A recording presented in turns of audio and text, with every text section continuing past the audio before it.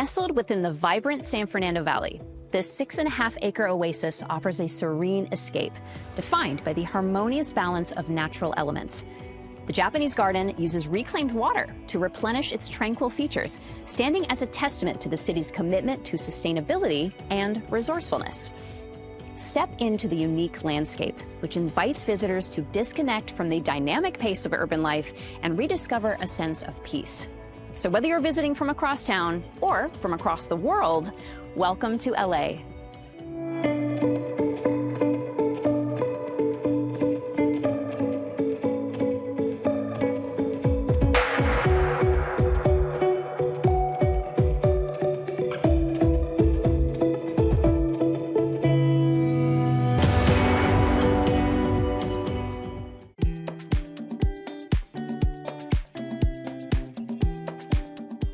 The visionary concept of establishing a Japanese garden adjacent to the reclamation facility was pioneered by Donald C. Tillman. Every element of the grounds has been meticulously crafted to harmonize with the modern architecture and the natural environment of the San Fernando Valley. Visitors can enjoy an expansive, wet strolling landscape where flowing waterfalls, symbolizing heaven, humanity, and the earth, merge with vibrant greenery and crafted stone lanterns imported from Japanese artisans. The stillness of the water offers a refuge for the spirit, mirroring the vital knowledge shared with Angelenos during a recent emergency preparedness day. We are at the Autry Museum for the second annual Wildfire Day LA, which is an event that we put on to try to prepare Los Angeles for the next inevitable wildfire emergencies that unfortunately are destined to happen. Whether it's the wildfires here that taught us an awful lot of lessons in January 2025, or any other kind of life safety emergency, our mission now as an 18-year nonprofit organization working with the LA City Fire Department and other city partners and departments is to bridge that gap. It's critical for everyone in the city, whether you have a business, whether you own a home, rent, that you know what to do in case of emergency. Be it wildfire, be it an earthquake or heavy rains. Emergency preparedness is critical, and I'm glad the city put on this event.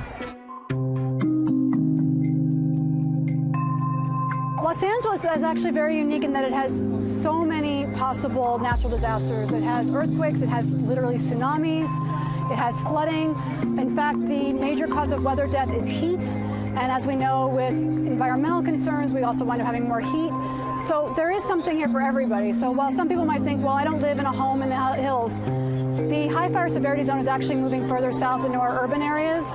And everybody is potentially affected by an emergency. We are all one emergency away from a potential personal disaster. Wildfire Day LA is one of the many ways that we try to reach out to people, whether it's holding public events like these, and we've done 10 or more all over the city and county. Second time that we're here at the Autry, which is a great venue. We're surrounded by wildland, right? So it's a great frame for what we're trying to teach.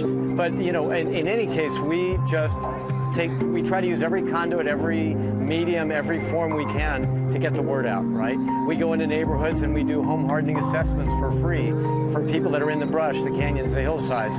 We go into schools and teach kids how to be more fire safe. We go to build neighborhood council, Firewise or Fire Safe Council groups to organize their own neighborhoods to be more prepared. We're here working with all the folks that are concerned about how we can be more efficient with preventing wildfire, right? How can we be more mindful of keeping our towns resilient? And so Tree People, our goal is to help make our wild spaces resilient. And that means that after a fire rolls through, we want to bring in native plants that are going to do well and recover quickly and also withstand the shortened fire regime. As well as we want to make communities aware of the benefits of native plants, right? A healthy ecosystem in the mountains is going to bring a lot more resilience to our communities just down the way. Trees and native species are going to be better suited for when we have drought, They're going to be better suited for when there is wildfire. They'll recover quickly, and they're going to keep our air cycling clean. We're going to have a lot of different benefits from a healthy ecosystem. So the more we can preserve the wild space, the more our cities and our wildlife is going to be happy that we've done so. We can do our part in stewarding the land. Wildfire safety includes a lot of things, but one of the most important things it includes is preparation, awareness, and education. We want every community in CD4 and throughout Los Angeles to understand what they can do to be ready in case of emergency, as well as how they can participate in preventing an emergency. I would tell people to make sure that they understand where their exits are, other than their front door. I would recommend that people do pack some sort of go kit, which includes their medications, identifying information of their pets if they have them, in case they're separated. If you live in an apartment building, please make yourself aware of where the fire extinguishers are in your building. Please make sure you keep your fire alarms functioning, which also monitor for gas. And reach out to your landlord to ask them to engage in safety measures for the entire building, which also might lower their insurance costs if they engage safely on how to protect themselves. All these things are what we're here to teach today in a way that hopefully people can deal with in an affordable and viable way so that they don't feel overwhelmed like there's so much to do, I just won't do anything. We want them to do something, do one thing, do three things over time, and over time they're going to get in a better position to withstand a wildfire, and we know they're coming up, fortunately.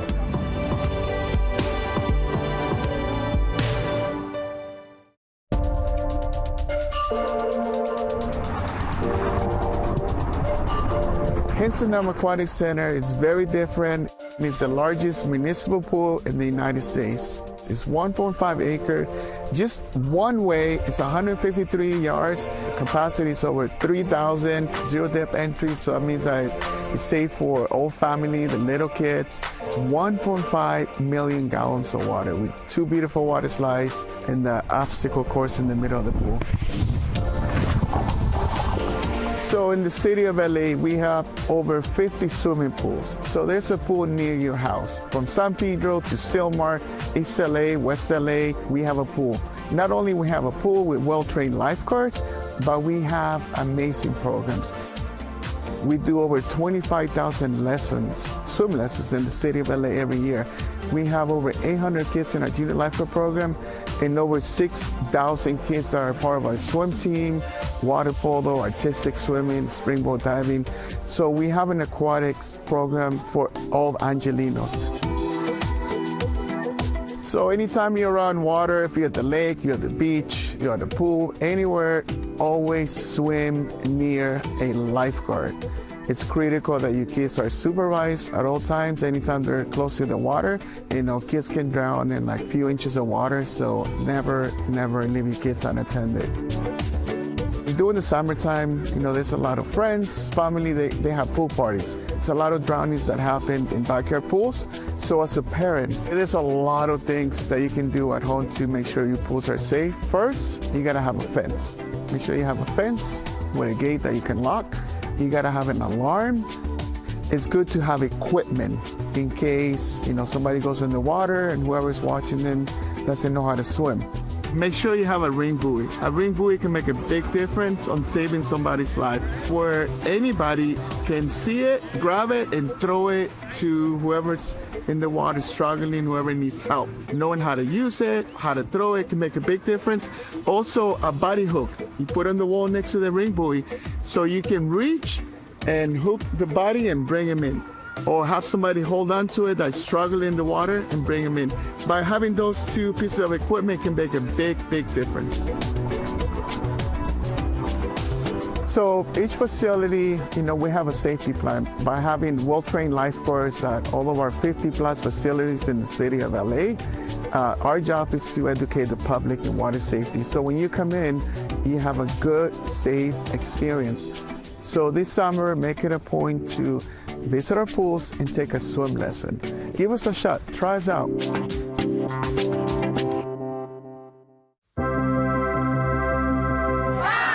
4, 3, 2, 1.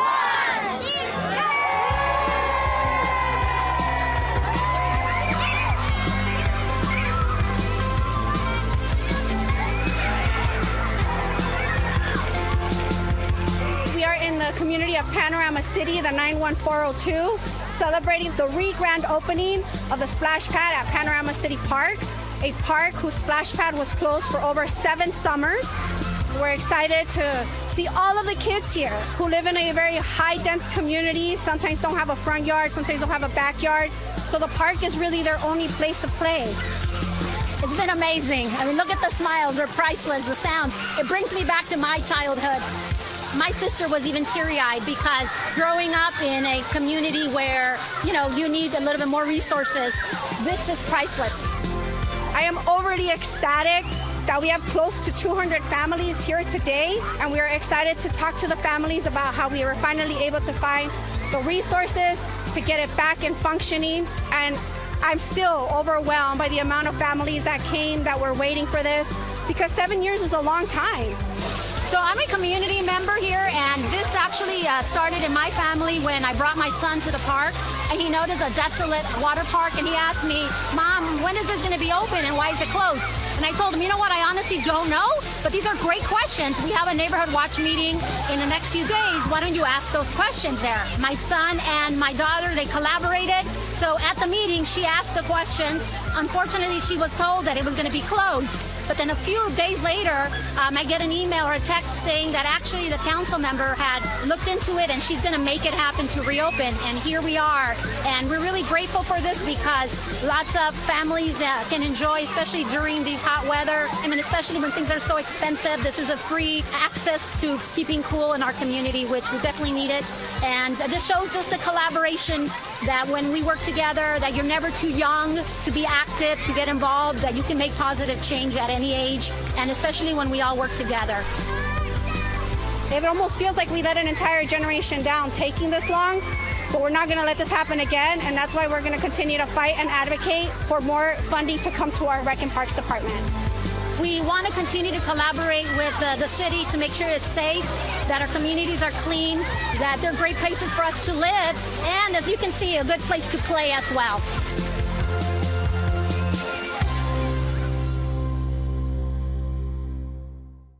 Inspired by the historic strolling estates of the 18th and 19th centuries, the wet garden design employs vast lawns to foster an open and radiant setting for discovery. The grounds are open for public exploration from 9:30 a.m. until 3:30 p.m., Monday through Thursday, and on the second Sunday of each month.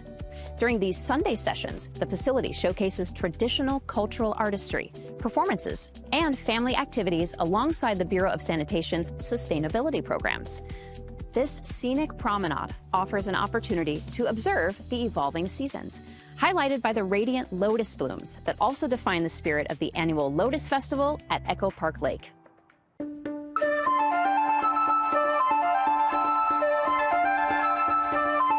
This year here at the beautiful Echo Park Lake, we are celebrating the 45th Lotus Festival, and our host country this year is Sri Lanka. So we're celebrating the culture, the people, and the food of Sri Lanka.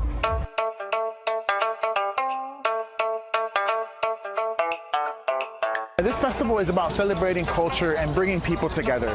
So this year when we celebrate the Democratic Socialist Republic of Sri Lanka, you're going to see people from all across the city of Los Angeles, all walks of life, but we're celebrating one part of the community, but also celebrating the diversity and the strength of the city of Los Angeles. An absolutely incredible community event that brings together the various cultures and the rich heritage of us Angelinos. And today I'm so honored that it's spotlighting my country of birth and my motherland, the beautiful island of Sri Lanka. We want to keep our culture alive and spread it to everyone else in our community as well, and let everyone else know how vibrant and how welcoming our culture is. Our food is very tasty too.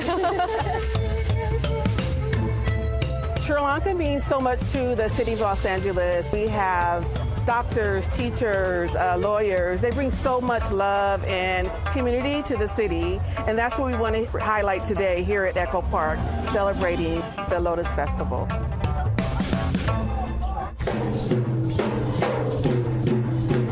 It's a great event full of diversity and culture. The host country this year is Sri Lanka, and we had the Consul General of Sri Lanka herself here to help celebrate the opening ceremony.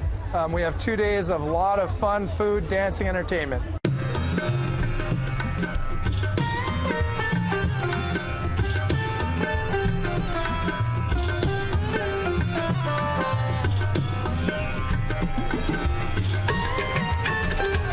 Having events like this is absolutely critical because we're so diverse, but it's not just diversity that makes us a great city. It's having events where people that are diverse can learn from one another and really become neighbors and partners and friends. And that's why it's so important that we celebrate this. We have so many events where people can learn about one another's countries, their heritage, culture, and that's what makes us better. It makes us a strong city.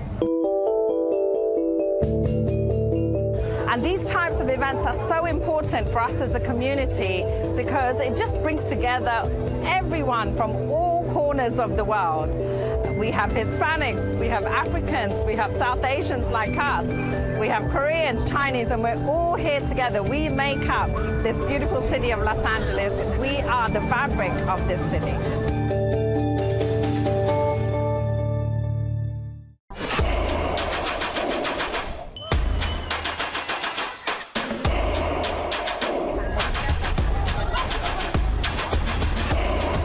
What we're doing here is we are hosting the official World Cup LA fan zone.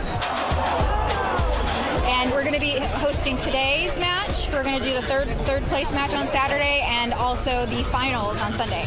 It's about getting the vibe of the crowd and everything, being with people and everyone scores a goal. It's nice. It's better than sitting at home and watching it. I came with one of my closest friends so that we can enjoy the last games of this amazing World Cup. We both love soccer. So I was lucky enough to go to the first game, USA against Paraguay. So now it's just all about having fun for whatever's left. Hi. We're in San Pedro. I'm rooting for England here. Come on to England. So we just said go England. I want England to win. Today's fan zone is a lively crowd, good entertainment, and a great game, and we'll see who wins. I volunteer for AYSO, and it's very meaningful for me to be here with my family. This is like my brother.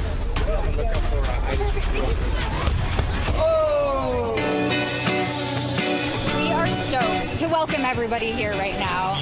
We've got such a beautiful location, and we want to show it off, right? We are giving everyone a first look not just to the space here and our LA waterfront, but also a few of our tenants are participating as well, so people can get a little bit of a taste of San Pedro Fish Market, who's actually already open down on the other end of the site, but Fresca Bar, Lazio Pizza, we've got Piranha Empanadas and Glass Box and Baked Bear that are also here, so people can get a little taste before we actually open this fall.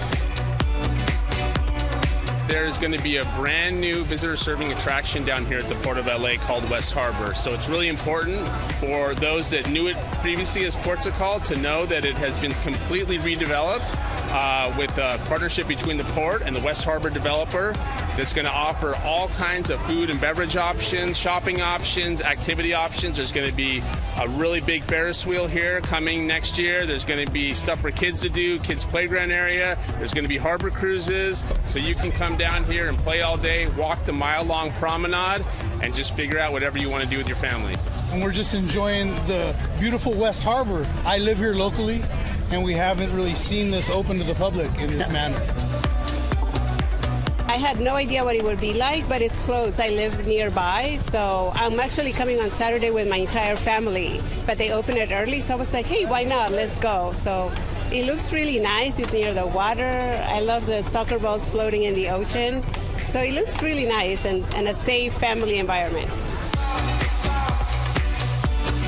And bottom line is if everybody could get along like this right here, the world would be a better place.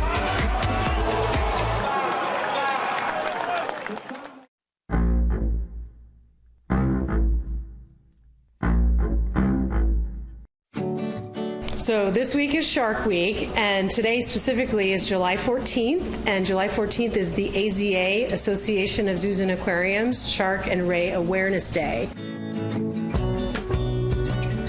We bring specimens out from our museum collection that we normally don't have on display. Some different species of shark jaws. We have some great white shark vertebrae.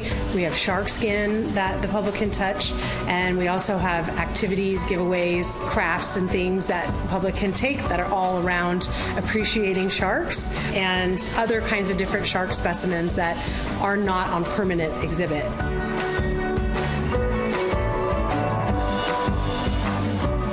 Who isn't excited about sharks? You know, especially, you know, little kids, and then you grow up. Who's not excited about sharks? They're almost like the dinosaurs of the day, you know. And when you grow up, that never leaves you. You know, the love for sharks.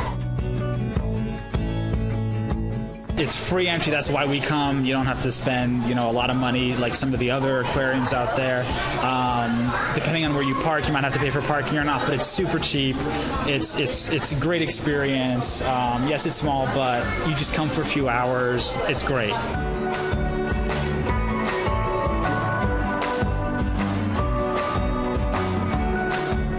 We are very science-based. There's a lot of biological content that we display. So alongside the tanks, all the animals are always labeled with a scientific name and a common name. There's a lot of biological illustration showing the anatomy of an octopus or the anatomy of a shark and pointing out all the different parts and labeling it. But we're also so friendly. I love working here. The staff are amazing and everybody's willing to help out. We're very family friendly and we are children focused, but all ages are welcome and we will do anything to make sure everybody has a good time.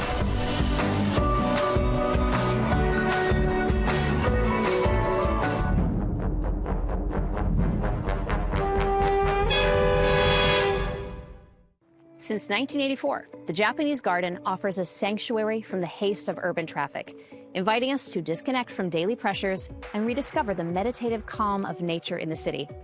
Our thanks to the Japanese Garden and LA's Bureau of Sanitation. And from all of us at LA City, thank you for joining us. Watch these stories and more anytime at lacity.gov/TV. And follow us at LA City on Instagram, Facebook, X, and YouTube. Until next time, explore and enjoy all that Los Angeles has to offer.